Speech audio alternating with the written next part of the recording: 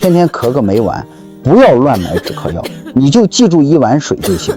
不管你现在有没有咳嗽，这条视频你都要认真看完。现在感冒、流感还在高发期，如果你总是频繁咳嗽，尤其是夜里咳得特别厉害，痰看起来又白又稀的，还很怕冷，这在咱中医看来多半是风寒袭肺，寒邪堵在肺里排不出去导致的。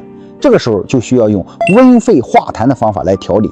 我们可以取几片姜丝、1颗大蒜、1勺冰糖来煮水喝，等放温后每天喝1碗，坚持喝3天，能起到温肺散寒、化痰止咳的作用。